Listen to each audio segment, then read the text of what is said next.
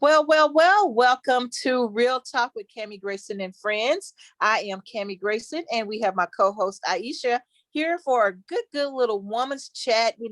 It's International Women's Month, and we decided we've come a long way, baby. We've come a long way, and we're gonna just have some woman chat and talk about what's going on and how far we've come and what we've overcome in these years that passed.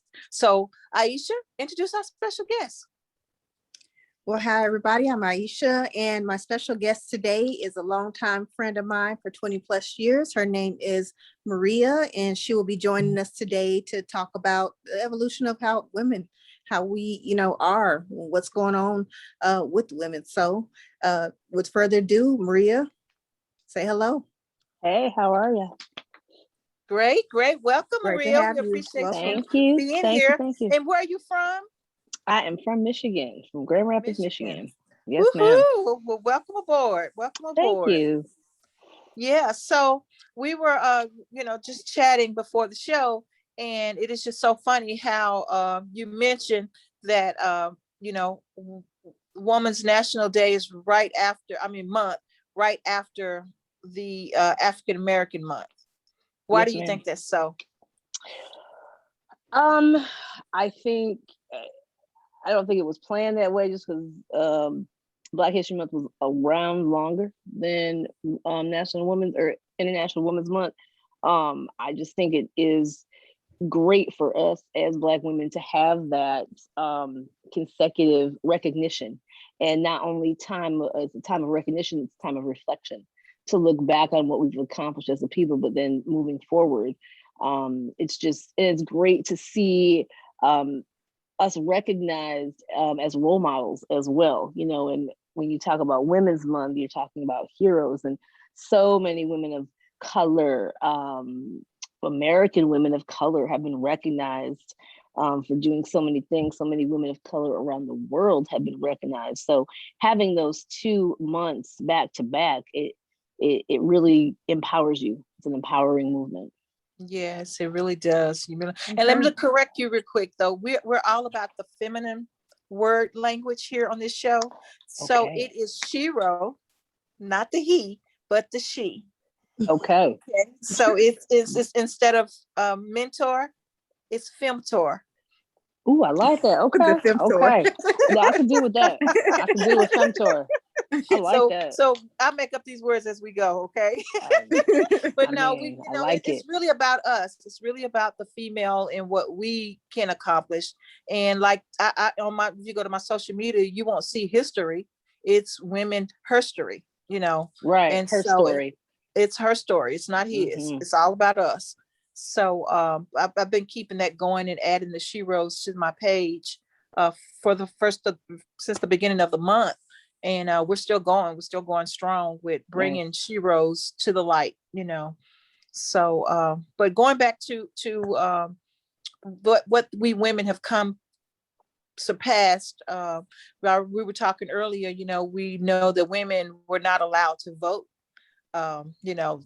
Women was just like slaves, pretty much. All you were good for was to cook and have babies and make it happen for the man. They didn't want your input. They didn't want you to have a business mind, and that's really crazy, because I remember my grandmother telling me, I was playing chess with this guy. I was in high school and I was playing chess with this guy and I was whooping his butt. And she told me that I needed to stop winning and let him win sometime. And to me, I thought that was wrong. It felt wrong to me. Why would I dumb myself down for a man? Right. But that's their frame of mind, back in those days, that's how they operated. So how did we pass that? How did we get over that hurdle? Any thoughts? I feel in some ways we have moved forward in terms of how we think about gender roles and, what a woman's supposed to be, her role, and a man's supposed to be. But in some ways, it's almost like we haven't escaped every aspect of that. I think we've come far, but there are still a lot of things that we still need to move beyond. And I feel like as women, we tend to allow people to place how we feel about, defining ourselves instead of just defining it. And that's it. Right, right. So I feel like we still have work to do. We have a long way to go, but we have made strides since then. All right. Definitely. Maria? I'm a mother of a young son and 2 older children, one of which is a girl and one of which is a boy. And my daughter recently made a comment to me. She said, "You were so much harder on me than my brothers growing up." And I'm thinking to myself, yeah, it resonated with me for a while. And I pondered on that. And I thought, not that I was so much harder on you. It's just, I was preparing you for what lied ahead. And the challenges that you face raising daughters compared to how you're raising sons. Now, that's a whole different discussion, but just to piggyback off of what Ayesha is saying, there's so many expectations that women have to defy. There are so many expectations that men have to shy away from. And it's easier to walk away from the misogynistic attitude as opposed to lifting someone up to the level of this is what you can be, simply because you are a woman or a girl or a young lady doesn't define, doesn't limit you. So you're absolutely right. We have so far to go, even professionally. It doesn't matter. I work in the medical field, and I'm a nurse, and traditionally nurses are women, doctors are men. Well, obviously we know that has changed. But even a man coming into my profession and with less experience than me, but with a louder voice, one that may or may not be correct, people automatically gravitate towards him and they automatically will listen to him. And not only that, my male counterparts are so many times verbalized as the doctor, or the doctor said this, or the doctor said that. Or when I come along, it's the technician. No, first of all, I'm his trainer, I'm his preceptor, and having to work harder to, we're welcome. There's a whole movement of welcoming men into the nursing profession, but there is not a whole movement about keeping women as the backbone of healthcare. And it's just very interesting how we have accommodated men for so long. And how are we accommodated? We've referenced the glass ceiling. There's all kinds of these parodies that women have to go through just to receive equal pay, to receive an equal voice. Exactly. But to not even be listened to, especially when it's your area of expertise, I think that is the epitome of this disambiguation of who I am as a woman. Even look at the word woman. Man is even men at the end of it. Right. So shall we say, the almighty lady? I don't know. Even if you're married, you're Mrs. Well, my mother, bless her soul, my mom's 83, and my daddy and my mother were married for 56 years. Very beautiful relationship. However, my mother told me as I was growing up, I should never be Mrs. I should be Ms. because Mrs. was the possessive of Mr. So, and her mama told her that.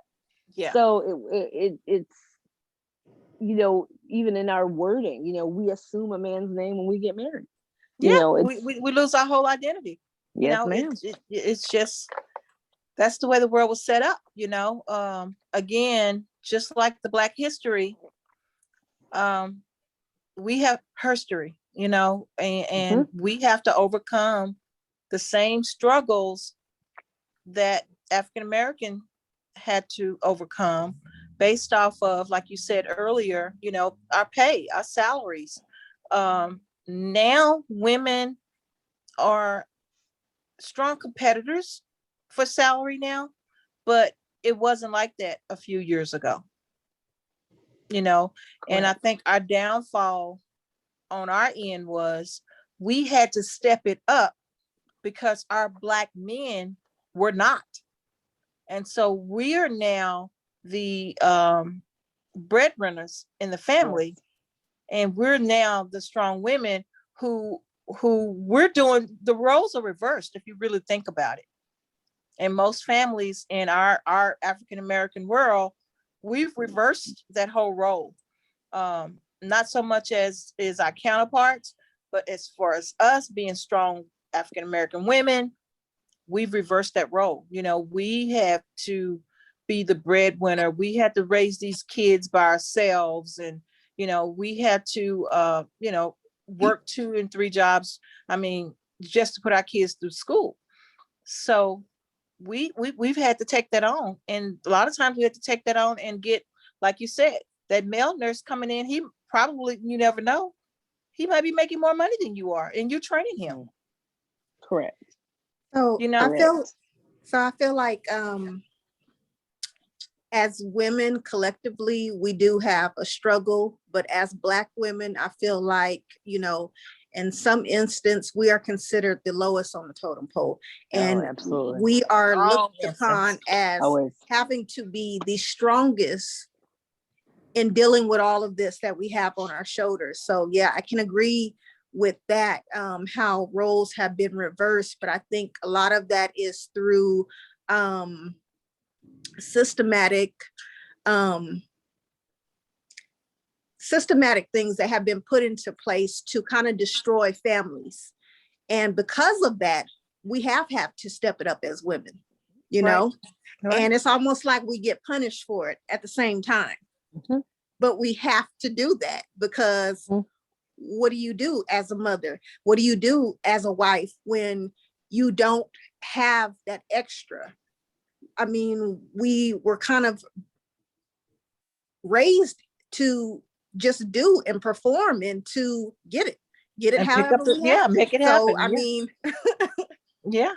Be resourceful. Just figure it out. Have right, plan figure it A, out. B, C, D, and E.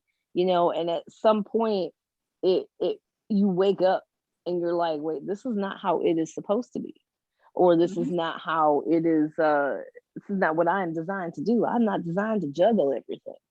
Right. And then you have to make a decision on what you're going to let go, and the consequences can be dire. I mean, the last thing any woman's going to want to let go would be, say, something that would interfere with the welfare of her children or her own well-being. But we Mhm. sacrifice our own well-being for the well-being of children that, I mean, think, if you have kids, no matter what you do, they are still their own individual person. So, we make all these sacrifices. And then at the end of the day, when your child is not, elevated to the level of where they could be, or they're defying what you have instilled in them, then you're thinking, well, what did I put in all that work for? And then the guilt sets in, and then, am I good enough? So this has been going on since we were brought here, since we were stolen from Africa. I was speaking to one of my loved ones earlier this week, and we were discussing slavery, and he did not quite understand that it would be nothing for a Black woman to have children on a whole other plantation across a city. Her children would be there, but she would be property of another family. Yeah. Mhm. Yes. And Mhm. that, how was that going to set up her children to view how their family structure was supposed to be? And then that goes on to the next generation. And again, and this could only be one circumstance, and this was a commonality among slaves. This was a common, and that Well, wasn't that long ago. yeah. But the thing is, with that being said, they were never meant to be family. Correct. They were property. So Absolutely. they were breeding, more slaves. So it Mhm. never was meant, just like they do the puppies, just think of that. They breed the puppies and they sell them. Those Mhm. puppies never get to stay, those cute little puppies that they do, those little cute little things, but they breed those puppies to sell them, to get a good amount of money. Mhm. I've seen those puppies were like $3,000.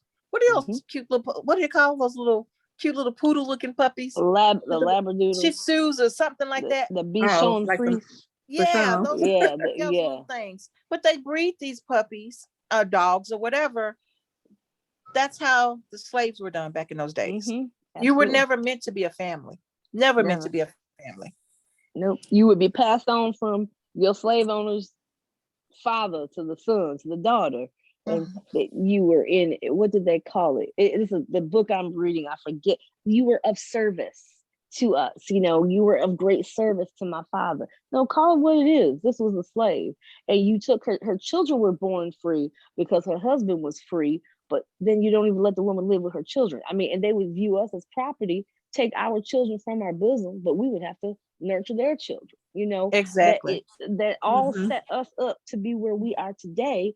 And then when people will say, get your bootstraps, you know, pull yourselves up, get back to where you should be, or it doesn't matter, or this was so long ago. I mean, it wasn't that long ago. You know, I mean, it's bigger than just the surface level. And I think people forget that. Why do we have to have a Black History Month? Why do we have to have a Women's History Month? Why do we have to have a month that recognizes the awesomeness of women? There we go. There you go. You know, I like why that. do we?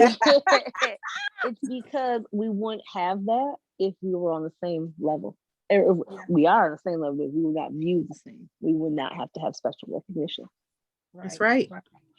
But you know, the funny thing I thought about too was, you know, going back to our former president and, you know, his "Let's make America great again." When was it great? Where was it great? When was that time period? I mean, I'm just, you know, asking a question. When was that time period and who was it great for? Right. Even women struggled. All nationalities. We all struggled. So when was it great? Not even just a racial thing. When was it great? Right. For women. I mean, the same person who's saying "Make America Great Again" also said if this was my daughter, I would want to date her. So again, you have that attitude. It wasn't great. You know, even someone as in that state of mind, if you will, that individual that we're speaking on, you know, he look at the scandals that surrounded him with women viewed as objects. I mean, grab her by the genitalia, you know, like that was nothing but things coming forth that have already been there. You know, the words that he used are words that others are thinking or they're feeling or that they're saying. You know, so I guess. And on the other side of that, it's the women that are experiencing that, you know, getting the brunt of that. And, you know, at what point are we going to realize, you know what, as individuals, yes, there is self-accountability. You know, there is things that we can do to elevate ourselves, but collectively, how are we healing from all the trauma that we've experienced? Who's accountable for that? You know, well, it's like at this point, we have to be accountable ourselves because there's nobody's going to do it for us.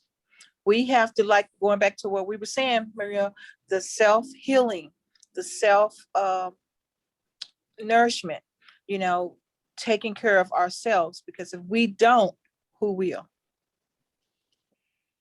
Who will? You know? You can't count on those kids because, like you said, no, you can't. They have their own lives. Correct. It's all about self-care. And shame on us for not doing it. Shame on us for not taking the time to come home and take a hot bubble bath, even though we have 3 girls that need your attention all day long. You know, shame on us for not, you know, just taking 5 minutes out of that day just to sit in a corner and just reflect on that day. You know, shame on us for not just taking that nugget, that 5 little minutes that are 10 minutes that we can take to enjoy and indulge, and maybe just a glass of water, you know, just not having to worry about or think about what's next, but instead we multitask. while I'm drinking that glass of water, I'm thinking, oh, well, I have to wash dishes. I have to do this report. I have to do this, da, da, da, I have to call these kids, da, da, da, da. We do that. Mm-hmm. Shame on us. Because life is going to continue when we're not around. Correct. You know, they'll post your job will be posted before your obituary. There you go. There you go. There you go. Mm-hmm. So if we don't handle this self-care for ourselves, who's going to do it? You know, and like I told Ayesha a long time ago, hey, you got to do you. You got to do you. Eventually, it's going to pay off. All the hard work that she does, all, you know, everything she's done. She tried to pull that marriage. She tried to do this. She tried to do that. You know, at the end of the day, fix Ayesha. Right. Then those girls have something to look forward to.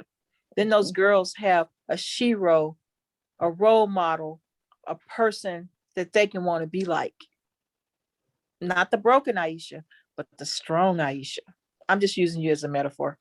But, you know, it's just, you know, I'm just saying we have to do ourselves to make our history for our children or our grandchildren. But also to add to that too, though, like, you know, I kind of feel like, yeah, as women, we do have to take time for that self-care, but there should still be a sense of community, you know, building families, even if it's not together, like co-parenting, for example, like taking, you know, because as women, we don't lay down and make babies by ourselves. So I can't really be expected as a mother to find time for myself if there's really no time in the day. So I feel like I should be able to rely on the other parent, you know, and it doesn't happen often, but I feel like, you know, it's always on the woman to figure out that time and yes, do those things. However, you know, there still should be a sense of community, you know. What happened to Big Mama? What happened to your cousin helping? What happened to your neighbor? You know, we don't even know our neighbors. We barely even speak to them anymore. There's no sense of community. And how they did things back in the day, you know, at least where I grew up, you know, I wasn't just raised by my mother. I was raised by the whole neighborhood. The whole neighborhood, exactly. I knew Miss Sherry down the street. You know, there were other, you know, influences that helped you along the way so that you weren't by yourself trying to figure all of this out. And so that's what I kind of meant like by, yeah, okay, yes, you know, self accountability, but there's also still a sense of community that we're lacking that we had before. Correct. You know. Yeah, but these times are so different from the times we grew up in, because now you have people that will molest your children, male and female. Right. Absolutely. People are stealing from one another. They're you know, it's about self-preservation, especially now. Even just think about a few months ago when there was no water. Think about it when there was no food, there was no toilet paper. People weren't caring about other people. They were caring about themselves. How often did you get a phone call saying, hey, Ayesha, you got toilet paper over there for those girls? You know, or you have food over there? People are, you might have had it, but not like we would have had it a long time ago. These days, people can't even trust their own family members to especially around girls. I hate to say it. You just can't. You just can't. But I think that's a generational thing as well, because there's a code of silence. There's a code of, oh, he touched so and so, but we're gonna keep it quiet because we gotta keep. We can handle this in the family, or we have to maintain the status quo. And I think, you know, the Me Too movement, if you will, that put a lot of highlight on the intolerance of violating people. And people, because it does happen, male and female, and the sense of community, it definitely starts within yourself.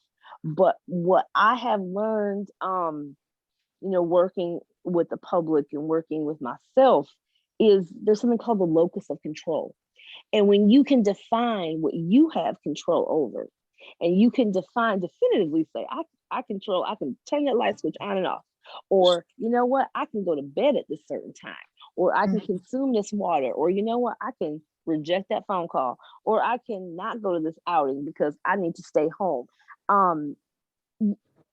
The problem is, I think what Ayesha's saying is sometimes we don't have anybody to tell us that. And then you have, if you take a young girl, say, that is from complete chaos and complete dysfunction. And then by the time she hits 18, we have the societal expectation that she will know how to function as a productive citizen in this country that really did nothing for her. And I think it's something that I take very seriously when it comes to interacting. Even, I'm not currently anyone's mentor. I have been in the past, and just interacting with young girls every chance I get, whether it's hello, how are you? Or, you might want to try this. I think, and I say girls just because that seems to be where I'm drawn to lately. I think taking that time to actually listen to somebody, or taking the time out to show somebody, I have a genuine interest in you. I may not even know you, but I have a genuine interest. If you are that kind of person, not everybody is, and that's okay that if you're not. Because again, that's something that you don't have to evolve to be something that you're not, but that you're not naturally, I should say. But if you have that kind of rapport with people and you have that kind of gift, it's important that you develop that and that you look at it as something that, yes, I should do this. I should just simply give a word of encouragement to my neighbor, give a word of encouragement to the young person down the street.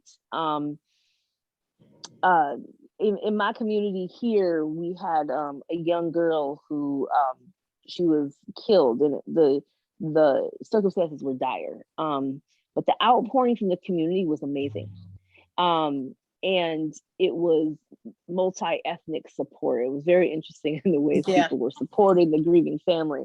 But it was just very touching to see people coming together as a community to support this one family. But man, if this wasn't publicized, if there wasn't all this hype around her tragic death, what would we have done? That should be something that we do naturally. When somebody dies, we used to bring food over. And if you don't want to eat somebody else's cooking, I'm gonna bring you a pizza. I don't know, something. But we have definitely gotten away from that community feel. We can't even have unity in our own homes. We don't even have unity inside of ourselves. So I think that's important to have, a month, 30 days, 31 days in March that's recognizing how awesome we are as women, because, as Sheros, because we can all, we can be someone else's Shero, but we got to be our own Shero first. And I think that is important to instill in people and encourage. And when you see somebody trying to do something for themselves, give a word of encouragement. I think that's where we should start, because some of us really don't know how to do that. We really don't know, It took me years to tell my children, give me 10 minutes when I walk in the house before you bombard me. Why? Why do I feel guilty about saying, I just worked a 12-hour shift, I need 10 minutes? Why do I feel guilty about that? Because I just worked to feed y'all. Why am I gave of myself for 12 hours to complete strangers in a disease infested facility. Why? It doesn't make sense. And you shouldn't have to, but you do feel guilty because those responsibilities, are yours. And then going back to what Ayesha was saying earlier about having to be that only parent, that means it's a lot of our guys just don't step it up either, right. And it's not a color issue or anything like that. It's just men, period. They don't step up like they used to. So when you find one that do step up and they want to pay their child support and they want to do this, you let them do it. They want to see those kids. I'd rather you come see your kid than even pay child support. Absolutely, I would like both, but hey, if just come see your child, just give me that 5-minute break, that every other weekend, that that's helping our child. Plus, it's giving me a few minutes to relax. It's giving me a break, So, I mean, I get it. I really get it. And I'm so Absolutely. glad I'm past those days, but I do get it. I really do. Heaven knows I'm living my best life right now. I'm away from my kids. They're Mhm. grown. And now I have a grandmother and I have godchildren over there in Dallas. I can just wave at them on Skype. Love y'all.